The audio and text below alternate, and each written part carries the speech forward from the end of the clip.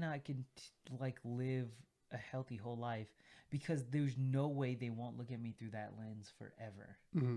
Forever. Once I'm marked that way, then I'm their suicidal son and not their son. Even if I were to Oof, die, yeah.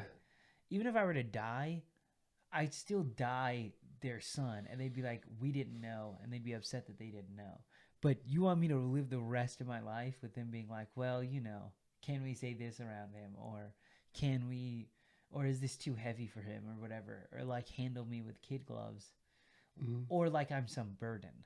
And I had felt most of my childhood like a burden. One, like that thing that had tied my mother and father together, and they should never have been tied together, truthfully. Um, it felt like that. Felt like my mother always used to say the phrase, "If you're not helping, you're hindering." And I talked with her about that years later, and I was like, I know it wasn't coming from a bad heart place for you, but that's a sketchy thing to feel. And if you feel that way, I don't want. I even Mm-hmm. told her, I was like, if you feel like if you're not helping, you're hindering, that's not cool. You can just be. Sometimes you don't need to help, and you're Mm-hmm. fine. Um, but I'd always felt like, oh, I'm such a burden on my family and everything, and that's part of what got me there. I'm like, if you want me to get out of this hole, and that's because I knew where the conversation was headed, and I'm like, listen, I'm not saying that so you keep a secret. I'm not. I can't. They can't see me that way forever. That'll Mm-hmm. put me right back here all the time. It's not going to change anything, um, and it will make it worse irrevocably. Um, because then I'm accountable to not doing it, but also I will have to be looked at like more of a burden. Like that was just not it, and so, Mm-hmm. and I'm not saying that's true. I think some people do need to be held, not held accountable, but some people do need help and that support. Um, whether they want it or not, Well, some people do need that support. and that's what's so tough about this, because there's so much finesse that you have to It have with is it. Well, honestly, you have to have Jesus with it, because right, that's really the only answer in this. Because listening to conviction is a personal relationship right, based situation. But like I was saying earlier, if somebody says, "Hey, I'm going to commit suicide," that's a lot of weight to put on the person. But right, then you think to yourself, "Okay, crap. I've now put this weight on this person. I'm already feeling bad about myself or my life situation where I want to end it. yeah, Now I feel even worse because I know I've right, put this on the other person." right, And it's like, well, where do you go from there? right. Um, And it's funny too because don't believe she knew the Lord or knows the Lord, and I pray that He does. But Mm. she looked at me and went, "Okay, if that's the way it's gonna be, then you have to promise me. You have to promise me right now that this will not go any further. Promise me." And I looked at her and I went, I, and I broke down, and then I was like, "I promise you." And then she went, "I know exactly how you feel. Just start over." And I went, "What?" And she went, "Every single day, you can just start fresh." It sounds crazy, right? But you're a shit guy, right? That's how you feel? You feel like you're terrible? And I was like, "Yes." She went, "Okay, cool.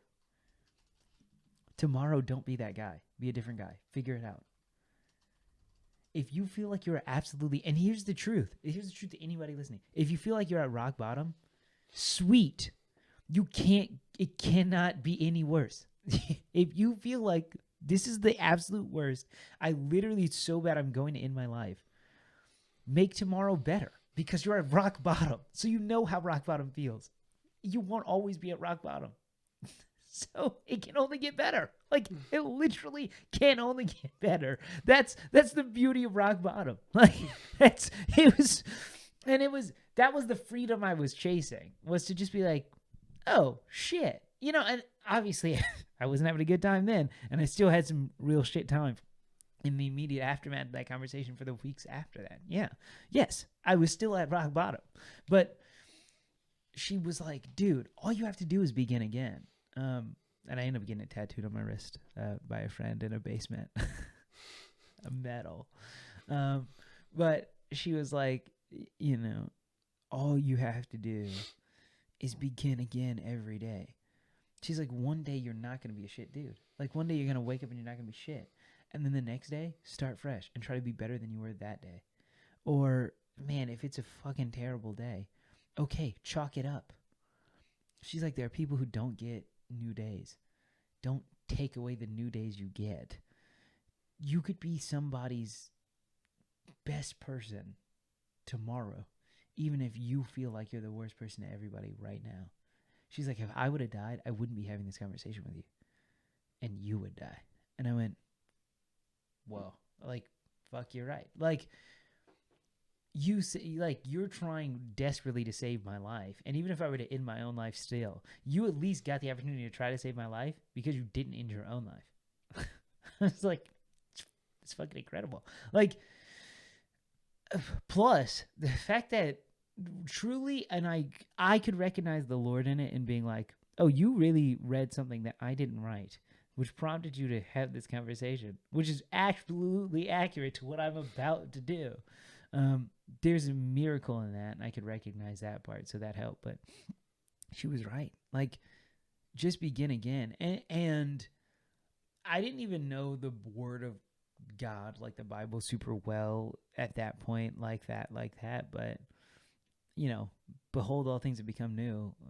You know, you let the old man pass away. And so that scripture hit my heart then too, even though I didn't even realize that I had like retained it and been like, oh, I can let the version of me that I hate right now can die tonight. Mm-hmm. And I can rise again tomorrow. The death doesn't have to be like the death in the natural that is permanent with a period on the end of it. Let that version of yourself die and be resurrected in the morn. You know what I mean? Like, truthfully, if you really are at rock bottom, you don't kill yourself, but let that version of yourself die. Sure. Wake up the next day and step forward and keep going as whatever new version of yourself there is. And so that was incredibly empowering, I think. And then I made that promise, and I can't renege on that promise. Because once you commit. And once I commit, I hard commit. And so there were days where that promise was the thing that kept me alive. Like, truthfully, there were days, especially in the weeks after that promise kept me alive. Like, I remember it because I threw away the razor blades, and then I would just be like, fuck, I can't kill myself because I promised. Like, truthfully, it was extraordinary for her to have done that, and really powerful for her to have done that. But, you know, and they saved my life. But it's this thing where you go, oh, man, like, and that's all it has to be. Mm-hmm. It can be that simple. You just be promised that you're not going to do it. Don't. You know, and I know that sounds crazy, but it's the way I lived it out. And it got shitty. Like, it got shittier. And then I think my want was to overcorrect. And so going into college after that, right, 17, 18, 19, I was like, oh, I've got to be a good person. And I don't think I took myself into account, which is the other danger. Like, my testimony doesn't end with the fact that my life was saved, which is the crazy part. I lived a life trying to be a good dude, trying to work as hard as I could, give as much as I could to everyone around me all the time, never take myself into account. Trying to make up for it. Right. Yeah. And it wasn't just trying to make up for it. It was just trying never to backslide to the place where it was easy for me to want to end my own life. Because I couldn't. At that point, I made that promise, so to me, I couldn't end it. And I was like, well, in order for it to be easy, as long as I'm not a bad guy, it won't want to. And it got so hard. Like, I ended up in a relationship with somebody who I thought was the type of person I should be with. That, I'll say it like that. Like, it wasn't. I did have real love for her, and I still do at a level, but it was just, oh, you're like, we would be a good pair, so I should do this, right? Like, it was making choices based on what was prescribed in a way that was very bad. And the reason why I said I didn't sleep around before is because that relationship had a sexual context. That was the first time it had happened for me that way. But I was not, consent is an excited and clear verbal yes. An excited and informed yes is what consent is. Oh, consent. Yeah, but the reason I bring up consent, right, is a clear and informed and excited yes, is because we always put consent on the person hearing it, which is true. It is true. Unless you get a clear and informed and excited yes from that person, you don't have consent. But consent also is something you have to reckon in your own heart. I can give somebody a clear, excited, and informed yes. And in my own heart, I truly don't mean that. Like, you can lie to somebody and be like, yeah, absolutely, I want to do this. It's called Yeah. people pleasing. Yeah. And we don't talk enough about, like, yeah, consent we talk about it from a legal standpoint so that, I think we talk about it from the place of, especially men, being like, okay, I had permission, right? But it's deeper than that. One, on the level of, it shouldn't be about having permission. You should really care enough about that person to want consent. But also,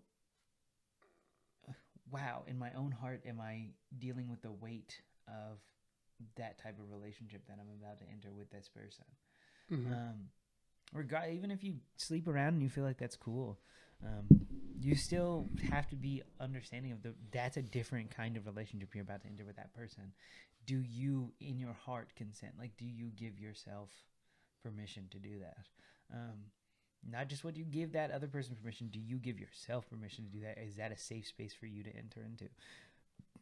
It really wasn't for me. And so I got into a relationship like that. I had a lot of friends at that time that I wasn't even people pleasing. I just was like, I was really self-giving, and I still am that way, but I was doing it in a way that just wasn't healthy, like, truly. But it was to try to avoid being the opposite, which had led me to suicide. I'm like, okay, if death is bad, then I got to choose life. I was also still choosing death. I just didn't recognize it that way. And so I lived that out, and it just got to a point where I couldn't do it anymore. And I made a different choice, right? Like, the choice before was, oh, I'm going to end my life. That the choice then was like, well, start over. And so I had to end that romantic relationship. I had to be honest with some people about just how I felt things had gone down, and I lost a lot of friends. That I'm not going to say a ton of information about how I lost those friends, but some stuff was said about me, some true, some not. That lost me a lot of friends. And some people had said things about me that they wanted me to lose friends, and they said lies and half-truths and some truths, I don't really know, in order to precipitate me having lost those friends. So I got blackballed for a little bit. I sort of had some falling out with my family, and because another one of my siblings had gotten around to that turn of being like, you're the older brother, I want to take your head off. And I handled it better, but it was still just, you lose a little patience for it every time, and it still hurts. And so it was some of that, and it had got me back to that exact same place. It got me back to that exact same place, So, like, you came out of the valley, you went up, and then straight back down. Straight back down. And so I'm at the end of my college career, and I'm like, I didn't want to go to graduation. I didn't want to see a bunch of those people. My grandmother asked me to go to honor my mother. My mother asked me to go to honor my grandmother. And I went, and then when I was there, my grandmother was like, you've got to learn to accept the honor that's afforded to you. Like, you earned this degree. And after everything you've been put through from both the school and, everybody who you don't want to see there, you've got to go, like, accept that honor. And so I had to humble myself and do that, but I had to humble myself to accept that honor, which is a crazy thing you don't think about. But it was real. And so I had to do all that, but I had hit real rock bottom post that graduation. I was like, okay, so a lot of these professional friends that I don't have anymore, got blackballed in that way. Lost some of, lost this romantic relationship, had to, just because it just wasn't it, on a lot of different levels. But being honest with myself, it just wasn't it. And there was work I had to do that I couldn't do in a relationship, like internal work. And I was like, I had just came to my senses about it and went, oh, I've overcorrected drastically. And the person who I am, I don't recognize, and nobody who has known me for a long time recognizes, because I'm trying to be somebody I'm not to avoid being the person I was, which I think is a real paradigm we often get into. You try to be somebody you're not because you don't want to be who you were. And being who you are supersedes the wrong you've done. Like, you can be who you are and let go of the past, and it can be okay. But when I was beginning again, I think I was starting over, not like I knew who I was. I was starting over trying to reinvent myself outright. That's not it. Let the stuff that needs to die die. When you're resurrected, the body is new, but I think your spirit is the same. Or, like, that's a really abstract way of putting it. What I'm saying is you're still the same person at core, but the stuff that was put on you is what changes. You know what I mean? Mm-hmm. Well, I talk to a lot of people, and a lot of the clients, and the mentorship style things I go through. People take their circumstances and they think, I am this. I mean, that's right. the big issue with things like alcoholism. Right. It's a big thing with addiction to pornography, Right, sex that's offenders especially. Yeah. Like, now that's egregious. Obviously, I'll acknowledge that. But once you get a label for something, it's really difficult to run away from that self-concept of I am this circumstance, and it could be anything. Right. It could even be things that we espouse as healthy, like I am a fitness coach, I am a lawyer, I am bisexual or transgender. Like there are all these things where I'm a homeowner. It doesn't matter what it is. It's like it's really easy to tie up our identity in these things instead of what it actually is. Mm-hmm. And so, yeah. And in that way, like, for instance, I'll use something like alcoholism, right? Like, you can be an alcoholic, Frank, right? You're Frank and you dealt with alcoholism. When you begin again, the alcoholic dies. Frank is still there. And Frank wakes up with the ability to step into being whatever he's called to be again, and so I think in that way I had realized I overcorrected, and I don't even think it came about. It just had to do with like the ways that old friends had seen me. So I knew at the end of my college I was like, oh, I got to go back to North Carolina. I got COVID real bad, actually, is what happened. Not on my deathbed, but I could feel that it was getting worse and worse. And I asked the Lord straight up. I went, listen, I don't like being sick. I don't like doing it. So I was like, and when I get sick, I only get really, really sick. Like, I've had scarlet fever and like weird stuff. When I commit, guys. That's what it is. Commit. No, but I had scarlet fever. Like, I've had weird stuff, but I don't really get like colds or like seasonally sick. I don't. It's like once every like 3 years, something weird happens. And then I'm like, is this even a thing that happens to people anymore? So it was one of those, and I got like real COVID sick, and then I went, Lord, if I'm just going to slow die, can I just not wake up tomorrow? Or if I wake up, then I'm just running with it. Like, I know the changes I need to make because I've been forced through being this sick to really be like, what even matters right now? Like, what am I upset that I'm going to miss out on if I die? Or, if I don't die, like, why is that?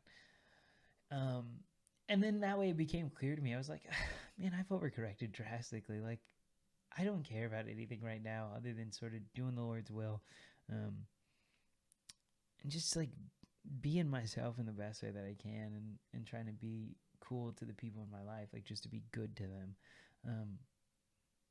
I haven't done that enough, and it sort of just cued into me that way. And I went, well, Lord, either kill me or let me rise again, healthy and whole. And I remember I woke up the next morning and I was feeling like infinitesimally better. Like I was feeling a whole lot better. And I was like, so this is just what it is. Like I'm yet again not supposed to die yet.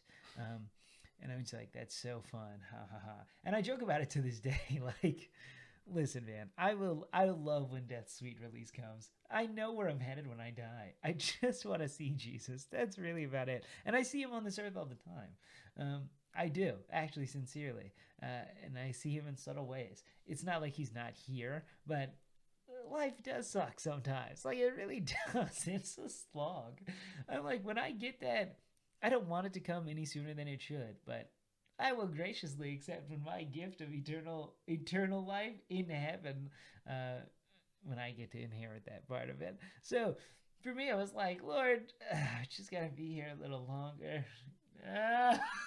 It sounds so bad. I love my life. But understand this. I recognize that this life isn't as cool as the next one. Like, I know that. And as a believer, I think we're called to know that. And I don't think it's something like you should hate this life. No, you have to enjoy it for what it is. But what it is exactly what it is, which is ephemeral. And I'm like, well, if I got to do it. So at that point, I was like, okay, Lord, one, I should have died before and I was saved. And then I'm like, I could have died this time. And now I'm just like, I'm not released to die yet. So there's got to be more to it than what I'm doing. It prompted me to make that change. That change lost me a lot of friends, lost me the person I was dating for years. Lost, there was some rift with me and my family, and I was back at that place of rock bottom, having nothing. And then I was like, no, I just got to go out to and I had been in North Carolina when I felt that. And then I went back out to California to go to graduate, and came back, and I was like, no, I need to come back to North Carolina. I need to like stay there because I knew I shouldn't be in LA anymore. Like that period had been over, and I knew the Lord wanted me to leave there. Somebody gave me a word of knowledge. Like, it's to protect you. Like, the Lord wants you to leave to protect you. And I was like, yep, figures. But all that aside, it just was like, it's not my vibe. And I was like, I got to go somewhere I can be healthy and whole and like have a better life. I would much rather live a simpler life than to be a huge movie maker. In truth, like, I want to make great films. I want to mess around and win some Oscars only because there's never been a black director to ever win Best Director. Still. I would love to be that guy just so that it happens once at least, before the world ends or whatever. So, yeah, sure, I want to do that. But I was like, Hollywood's not for me. Like, I'm much more of I will live on a small ranch in North Carolina and then go make movies, and everybody will wonder where I'm at anytime I'm not in LA. They'll be like, where does he even go? Like, that's what I would want it to be, if not just be an outright. I would love to just be a school teacher in North Carolina and then just do that and like have a small little plot of land and like have a really nice, rich life that way. I just know that I'm called to do some other stuff. Like, so I've just accepted that. Jordyn, that's what it is. I think your story is really cool because when I first met you, this was pre-COVID, this was pre-graduation. Yep. It's pre all this stuff. And I still saw that joy of the Lord on you. And, the way you talked about it, you just get these moments where the smile comes on your face. Yeah. And it comes out, and then you disappeared for about a year and a half. All the while this stuff was going on. I had no clue. And then you came back and we reconnected. And I was like, oh, okay, so here's this guy again. I wonder if he's going to stick around. I wonder what his story is. And then, you just started coming around more and more. I just think it's like providential to a degree. If I can risk using the word providence. That's providence. Just seeing what you've gone through and seeing how in the community that we have now, the people that you inspire and the people that just really appreciate who you are and what you're made of, but I had no clue that any of this stuff was going on. Back when you were 16, 17, I had no clue that there was a guy that had razor blades in his desk, and I had no clue that, you got out of the car near all these tombstones and gravestones in the cemetery, having a panic attack, thinking, oh man, I might have just inspired somebody to kill themselves, and I think it's so cool that you went on your own process of discovery, trying to figure out who God really is. And even though, because we as Christians, we think that, well, a lot of us, I won't say everybody, but the Christian culture thinks that it's our job to save people. Yeah. And we think that it's our job to answer the call, and that it's our job to, by our works, do the will of Christ. But here's a guy beside me who was already part of God's plan, orchestrated, invited into a relationship while I was living my happy little life here in North Carolina. And then you went off and, you went through some tumultuous stuff in California. You came back and now you have a testimony, I just think it's so cool. And this is for you guys. If you think, oh, well, people are telling me not to commit suicide because, my life has been paid for. It's like God's a lot more hands off than that. He's a lot more invitational. Yeah, and this is the best way I can describe the Lord straight up, because I think as believers too, believers get it wrong all the time. If I were to tell give me like a 5. Give me, I don't know when kids get the ability to start being like sassy and questioning things. Let's say like 7. Give me a 7-year-old kid. Maybe 7's too old. Give me a 6-year-old kid, and I tell them I can do magic. That kid's gonna be like, no, you can't, or show me. Show me right now. That kid's not gonna be like, oh, cool, you can do magic, and just ride with that. And the kid's also not gonna be like, yeah, sure, and walk away. The kid's gonna be like, no way. Really though? Like, biblically speaking, we're supposed to have childlike faith as believers, but even as unbelievers, like, I would challenge you to be like, okay, well, ask. Then that guy's gonna pull the quarter from behind your ear, and you're gonna be like, okay, I know that trick. And then if he starts doing a bigger trick, you're gonna be like, wait, what? And a bigger trick, you're gonna be like, wait, what? That's what the Lord will do if you really test it. Or maybe you're the type of person who's like, you just need the coin behind the ear one time to be like, you can do magic. Like, I'm game. You do magic. You know what I mean? The Lord had to save my life more than twice, but the Lord had to save my life outright twice. And it's not that the first time was to know that he existed. He pulled the coin, and I was like, okay, cool. I like dig it. I can get behind this is the magic that you do, you know? And then the time after that, it was like, you know, he pulled something from out of a hat, and I was like, okay, whoa. And then the time after that, he made an elephant appear. You know what I mean? And I was like, wait, no. Like, no. That one's not real. That one's impossible. Like, it's this thing where I think we believe that we're just supposed to swallow. We're supposed to swallow the belief regardless of what side you're on. I think people just want to swallow belief like, oh, the Lord exists, so we're just supposed to take that and not ever figure out what that really means. Or people are like, oh, the Lord doesn't exist.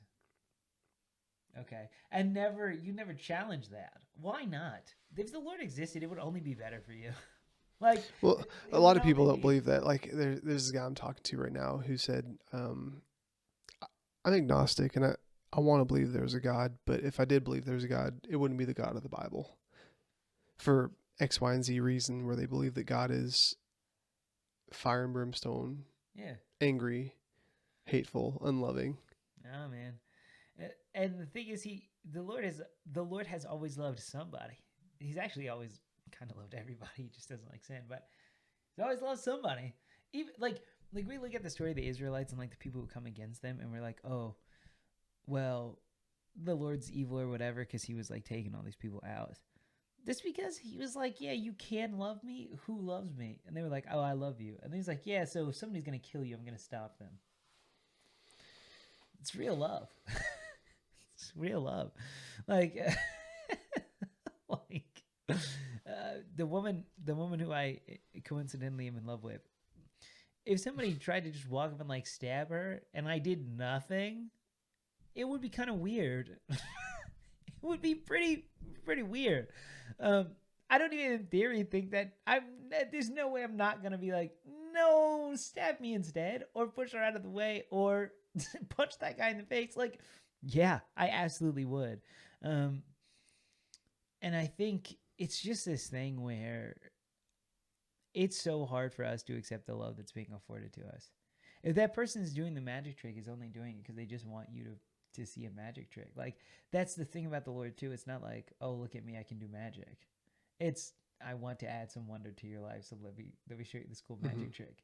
You know, it's really like the Lord is a magic nerd. Like, he's like, hey, dude, I promise you, you're gonna love this. Like, it's not like, look at me. It's, you're gonna love this. You're gonna love this. Let me do it. I had a conversation with somebody about this the other night about hearing God's voice, and they said, how do you know it's God? And I was talking about some situations where God has developed all these inside jokes with me, because God speaks to you in the inside jokes, right? And he's like, well, my brain doesn't compute that way. You know, I try to go in that space, and, you know, just I can't do that. And the cool thing is, like, God's always like, yo, he's gonna love this, with things that make sense to me. And building a relationship, you know, with my wife and with my friends, you know, my friend, all of my relationships are cultivated on the premise of this person's gonna love what's in store. Right. because I know it matters to them. Right. It's predicated on that, you know. Right. And so, like, if you're just getting to know God, or if you want to and you're trying to figure it out, or even if you're like, you know, just, I would hazard, that's his personality. I mean, if you think about why he created the earth, you know, he created some really crazy things, you know. Think of like anglerfish, or whatever's at the bottom of the ocean, Yeah. or freaking, I don't know, stink bugs. You know, he created all these things and set them before Adam and said, Adam, what do you think about this? What do you want to call this thing? Yeah. You know, Yep. I just think that's so cool. And I forget what the scripture is, but it said that he's hidden things in plain sight, or he hides in plain sight, you know. Yep. And like when you start looking and you start acknowledging that, oh, this is what's highlighted to me, and it's rooted in truth, and it's rooted in good, and it's rooted in love, you start seeing God's signature on all of it, you know. And the more you start to acknowledge those things, the more that you acknowledge, okay, there's so much more to seek, because God's sitting there saying, he's going to love this. Right. I just think it's so cool. Yeah. We have a word for serendipity. You ever think about that? Like, it's a human concept. Oh my gosh, this thing is so fortunate, and I had nothing to do with it, and nobody planned it. Like, nobody in my real physical space planned it out. It's above me. The fact that there's a word for that means it happens often enough for you to realize, like, there's other things happening that you can't control that are fortunate. Like, we acknowledge it linguistically and say, like, serendipity or coincidence, right? Like, oh man, this thing is weirdly spot on, exactly super dope. Like, why would I reject the notion that somebody loves me enough to be doing that? You know what I mean? Like, don't. And I'm telling you not to, only because accept the love that is there for you. It's so easy to run from it just because you've been taught to run from it. Oh gosh. And if I can piggyback off that real quick, just talking about serendipity, you know, the thing that made your story so good for me, Jordyn, is there was a lot of stuff that was being worked on, and that was in play, and you didn't even acknowledge it until it came to like completion. Yeah. Like the whole typewriter thing. Yeah. Basically, that person, whoever they are, had a life experience where they were on the lookout for God's signature, even though they didn't recognize it, right? Yeah. And they recognized God's signature in that typewriter story, and they said, okay, well, this matters to me because of my story, what I've been through, and where I've been loved. Yeah.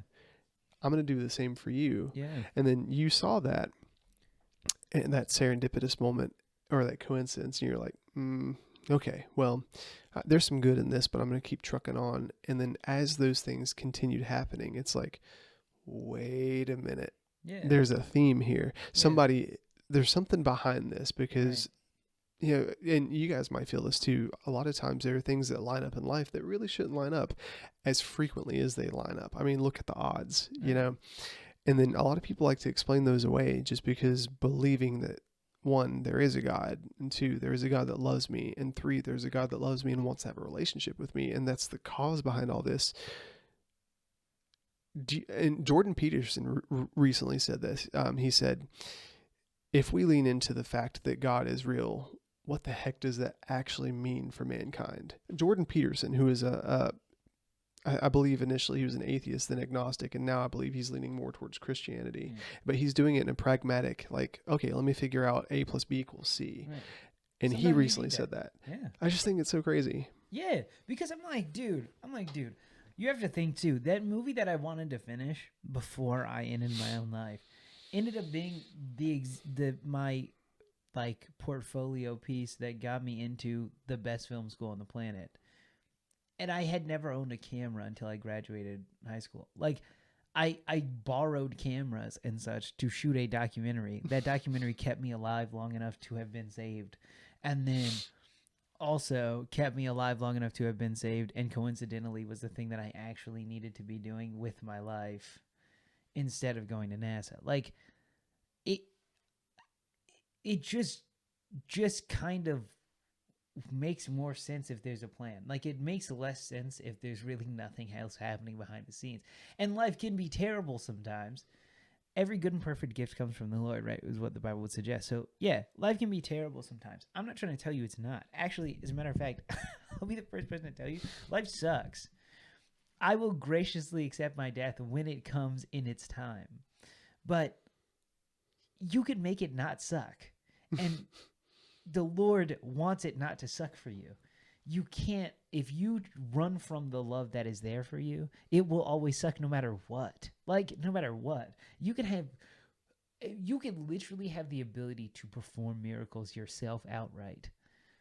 And if you have love, you have nothing. If you don't have love, you have nothing, right? Like, if you don't have love, you have nothing. And for those of you wondering, he's quoting 1 Corinthians 13. I am. But just understand, like, the Bible says God is love. So just take it from there. Just say, okay, do I want to believe that love is real and that love exists? Knowing that love is real and love exists will make your life better. If you believe that love is the basis by which all the happy accidents happen in your life, you're pretty much at the level where now we can start talking about the Lord. Like, it can be that simple. I live that life in which, like, I think, and I thank you so much for saying it, but, like, I'm very gracious when I hear things like, oh, you inspire other people. The only reason I'm able to do that is because it's simple for me. Love is the reason why crazy positive things happen in my life. The other stuff happens because that's just how it works. Other stuff just happens. But if I go, this crazy happy coincidence is happening not just because it's random, but because I'm loved, what does that mean? Like, would that not be better? And then I want to believe that it's because I'm loved, right? And then I go, okay, well, even if I go, well, that's a natural bias, let me then on paper look at it. Then try to parse it out on paper. Don't run from it just because you can run from it. That's why I say test it. Test it. Figure it out. If you test it, man. Like, people run from love so much so that they're unwilling to test whether the Lord and his love is real. Like, Well, I do have to jump in real quick and identify that biblically it says don't test the Lord. Like, don't do it in a way like, well, if you love me, then. Instead it says, taste and see that the Lord is good. There's a big difference where some people will take it out of context. I understand that. And that's real. Yeah, and that's real. Don't test the Lord in that way. Yeah, but in a manipulative way. Yeah, in a manipulative way, right? It's about relationship. Don't manipulate your partner. But it's crazy to me. Like, I think if the basis at which you're coming from is a hardened heart, then most things are going to be invisible to you. Oof. And would you say that again? Yeah, if you're coming from the basis of a hardened heart, most things are going to be invisible to you. And I was talking with somebody I love, and I used this example. When I was a kid, the very first camera I ever owned, I wanted to learn how to take photos. I was never very good at it. I'm so very bad at it. If it doesn't move, I'm like a T-Rex. I can shoot movies, but I can't take photos. I just go blind to it. But I was like, if you... Wow, what a metaphor. I just caught that. I was like, hey, if you had a camera and it had a crack in the lens and you got to take pictures, every picture you take is going to be, you're not going to see anything for what it is. If the lens you look through is cracked, you'll never see anything for what it is, ever. You'll see it with the exact same crack that you have in your lens will be in the photo. Mm-hmm. Everything you're looking at will be looked at through the damage with which you've experienced unless you go into somebody who can fix that lens. And there is somebody who has given you infinite credit to come in and get the lens fixed whenever for free. They're open 24/7, 7 days a week. I passed by, there was a little shop in LA that I would pass by sometimes in school. I swear to you not, because I was out there with somebody else who was an unbeliever when we saw it. And it's this little repair shop, and it just says God. G-O-D in big yellow letters.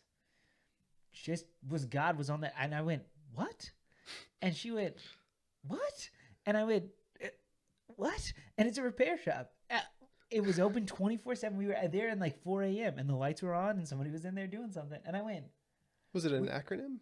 I don't know. We couldn't go in there. We were doing something else. Like, we didn't have the time to go in there. You said this was in LA? Yes. And I haven't been able to find it looking it up. It was the craziest thing.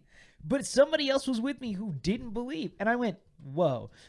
But then I looked at her and I went, that's really all God is, though. He just wants to repair. And she looked at me. God repair. If that's it, I hope it is, because I haven't been able to find it, man. But I looked at her and I went, "That's all God wants to do. Just fix things. Just fix your heart. Just repair." And she looked at me and went, "I never thought about him like that." That's exactly what it is. If I have a cracked lens, everything I see through that lens is going to be cracked. When I take a photo and I give it to somebody else, it's going to be that same crack in that photo. But there's somebody who's available 24/7, 7 days a week, 24 hours a day, for free, who will fix that lens if you give him that lens. Shabbat. And that's all it takes. Fix that lens, then you'll see things clearly. But if you're looking from a place of damage and you don't want to be loved, then you're never going to really get what I'm saying. The first step is soften your heart. Let yourself accept the love that's being afforded to you. And then we can have a discussion about the Lord. Because all I'm telling you is there's somebody who loves you beyond anything you can understand and wants the best for you. And you were created out of that love. You were created to be loved. Even if you're an unbeliever, nobody can usurp their purpose. Our purpose is to be loved. You already are doing it. It's just your choice whether or not you accept that. Accepting it will lead to a better life. Shunning it will lead to a worse one. I can tell you that based on my literal testimony and everybody I've ever known who's accepted that they're loved and everybody I've ever known who's shunned it. It can be that simple. It really can be that simple. So I think from that perspective, even with my testimony, like I came out to North Carolina, did what I felt like I was called to do, but even still, it was just, I reshaped my understanding of love and relationship with the Lord. I was like, he's just my dad, and he just wants, we just share in a dialogue. Mm-hmm. We just talk about things. I go to him when I'm upset. I let myself be comforted, let myself be made whole. I do read the Bible, right, and get out of it what, in context, people need to read the Bible more in context, because it's much cooler if you read it understanding like, oh, this is what's happening here, or this is why this is happening. Yeah. Instead of cherry picking. That goes for Christians and non-Christians alike. That's especially for Christians. If you're just taking a verse and saying that verse, you better understand where it's coming from, because most of the time you're wrong. I don't care who you are. I'd be venture to say most of the time, most of us are wrong about what we're saying. But even still, read the Bible in context, understand it like that. And I started to do that, and it's only started to precipitate better things in my life. Like, that's the testimony, is the Lord stopped me from ending my life. And then I tried to do it my own way still and failed again. And then the Lord has given me the life that he wanted to give me, and it is better. I get to fall in love. I get to have friends this time who are real friends. And it's been really awesome. It's been really good. I get to have real friends this time. Mm-hmm. I get to share in things with people that are very special. I have a lot of fun. I do wrong. I mess up, but I'm forgiven unto the Lord. And it's easier to repair the relationships when I do mess up in front of somebody, because I know to accept love. I know how to give love. The Lord loves me unconditionally always. So if you start speaking from that perspective, then your relationships repair. And that's what I mean when I say test it. Don't test the Lord, but test the benefit of having a relationship with the Lord. If you really do look into what that means and to take steps to doing that, I can tell you testimonially, it precipitates a better life. Yeah, and if I can jump in real quick, giving a little bit more meat behind, or putting more something behind what he's saying. Yeah. When he's saying test, I think a synonymous word is risk, right? Yeah. Whenever you think about starting a new relationship, there's always risk involved. Like, will this person love me? Will this person accept me? Will they like what they see? Am I too fat? Am I too ugly? Am I too wealthy? Am I too poor? Am I will they appreciate my shortcomings? Yeah.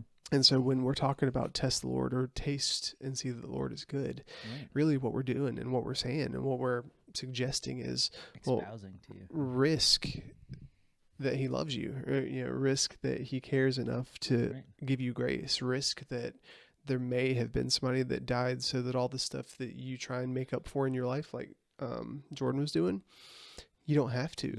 And that's the crazy thing about grace. You can't purchase it. There's nothing you can do to make it worthwhile, because it's already worthwhile. And so I know from a lot of people's standpoints, risking that they're worth that is really tough, because the God that's been espoused to them their entire life has been a God where, if you're homosexual, then you can't have a relationship with me. If you've cheated on your wife, you can't have a relationship with me. If you've said the word fuck, or if you have done cocaine, or if you have been a sex offender, or Sure. if you, whatever, because it says grace covers a multitude of sins, right? Whatever your situation is that Yeah. you think removes you from the opportunity of love. Doesn't. I want you, I'll speak for Jordyn too in saying this. Yeah. We want to encourage you to risk stepping into that, saying, I'm not my circumstances, even though I have to take responsibility for what I've done, and enjoy the consequences because I've chosen that. Right. But also the grace is the result of somebody just loving me. You said something really good a second ago. Let me pull this back up. And yeah, while he's pulling that up, it's not even, also, just to be clear, it's not even you accept the love that's given to you and then you're loved. The Lord loves you now. The Lord loved you before. The Lord will love you into the future. You cannot change that ever. Nothing you do can change the fact that you were loved, you are loved, and you will be loved by the Lord. You can run from it forever if you so choose, or you can step into it, and it's better to step into it. It's a better life, and you deserve that. You may not feel like you do, but you've already been afforded the love, so God feels like you do. If you feel like you shouldn't exist, you're already wrong. God already feels like you should exist. So there's one person at the very least who also knows a lot more than we do. One person at the very least who believes that you should exist. So much so that they created you and loved you enough to want you to exist and to want to exist with you. You don't have to add anything to that because there's nothing you can add. Mm-hmm. It's already there for you. It was there for you before. It will continue to be there for you. Just accept that. Like, just accept it. It's just real. There's some love you can't outrun. Yeah, there's a really good word that's applicable to this, and it's rest. Rest. It's so hard to find that, Rest. especially in America. Just Bro. rest, man. Peace. Stop posting on Instagram. Rest. Stop trying to pursue accolades or material acquisition. Just rest. Yeah. You're accepted as you are. But Jordyn a second ago said, love is the reason why crazy happy coincidences happen in my life. I guess as we bring this to a close, something I want to encourage you is to take stock of all the crazy happy coincidences. Things where shouldn't have happened that way. And I want you to risk, okay, this might be love active in my life. And if you don't have those, I want to challenge you and say, I think you do. Because he also said, if you come at things with a hardened heart, most good things will be invisible to you. And so if you can't see those happy coincidences, maybe you're overlooking some stuff, because God does love you. And if you can't believe that, I believe that for you. But Jordyn, as we close this out, do you have any final nugget that you want to deliver to these people or whoever might be watching? Just, man, I'll be really specific. Jesus Christ has been through every amount of, you can edit this, so you can cut out the part where I figure this out, how I'm supposed to say this. There is no trial that Jesus cannot understand. It's God in the flesh, right?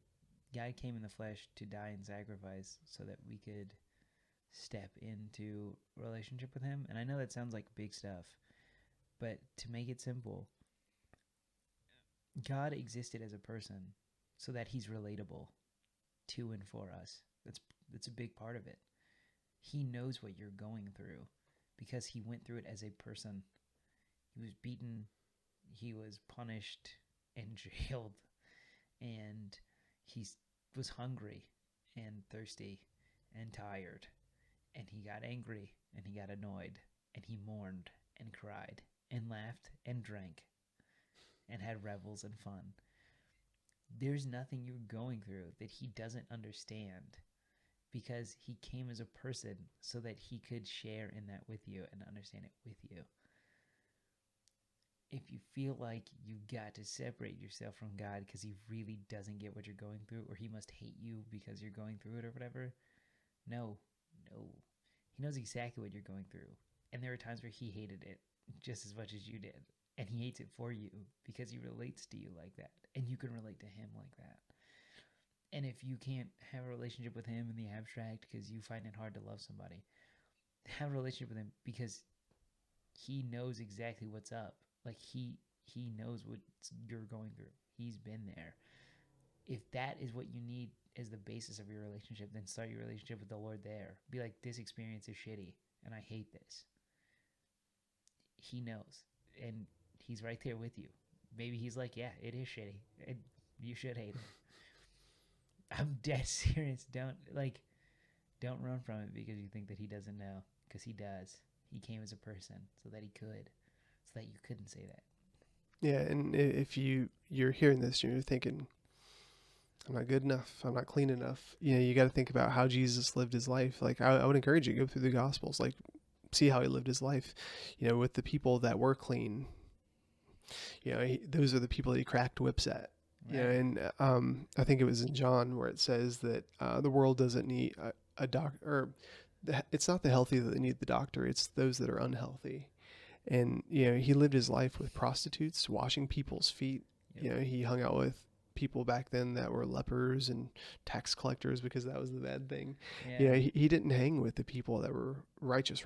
Con men, swindlers, prostitutes. Yeah, so you don't have to clean yourself up. Just as you are, you're good enough. You're good enough, man. Like, you're good enough. You're good enough. And if you want your heart to get better, your heart can get better. It doesn't have to stay in the place of hurt. It just doesn't. That's the gospel of the Lord, man. It's not about being clean. Yeah. It's about being saved. And only people who are in a place where they need to be saved can be saved. Like, you can't be saved if you're clean and pristine. Like, that's not what it is. Acknowledge the fact that, yeah, shit is real and, like, it sucks and it hurts and it's visceral and gross and sometimes you've done things that you regret. Yeah, man. That's exactly what you need, a savior, and there is one for you who loves you and knows what you're going through. Yeah. Well, Jordyn, couldn't be better. If people want to follow your story, how would they do so? I despise Instagram, but you can follow me at big.bear.jones on Instagram. I think from there, like, I have a portfolio link, so like you can watch stuff that I've made on there. I have a YouTube channel. I believe it's Jordyn.bigbearjones or Jordyn.bigbear.jones on YouTube, or just look up Jordyn Big Bear Jones on YouTube. You'll find me. It's a little cartoon of my face. Yeah, it'll be in the description below just in case we mess that up. Yeah. Yeah, you can follow me on that stuff. Come to my house. I live. Can I do this? I actually feel so comfortable with doing this. It's up to you. This is insane. My address is 1411 Chesterfield Road, Louisville, North Carolina, 27023. Mail me something. Show up at my house if you need respite or if you need to talk. I'm there to talk. My phone number is 443-762-2109. Text me before you call so that I know that you're not a telemarketer. But text me. I'll text with you. Call me. You can call me if you need to call me. Dead serious. I feel safe and healthy and whole doing that, so I'm going to do that. And I want you to seriously take that up. You're thinking right now that's insane. I shouldn't do that. I don't mind. I actually would prefer you did. So take a risk. Take a risk. Yeah. Jordyn, thanks for hanging out. I really appreciate you. I appreciate your honesty. Appreciate you, Tim. Shucks. But man, I think your story, just you being you, is really awesome. Thanks for hanging out. Much obliged. You're the salt of the earth, man, and makes it easy to hang out. Well, guys, thanks for hanging out. If you've hung out for the 2 hours or so, if this has helped you in any way, give it a like so it gets in front of more people. And if you know somebody that would benefit from Jordyn's story or just some encouragement, if this has provided encouragement to you, share it with them. And if you haven't done so, hit the subscribe button downstairs. I love testimony. I love people's lives. Your story is as important as Jordyn's, and I would encourage you to tell it. But if you follow the channel, you get notifications when other people's stories go live. So that'd be cool. But anyways, we love you. We will see you next time. Take care. Good job.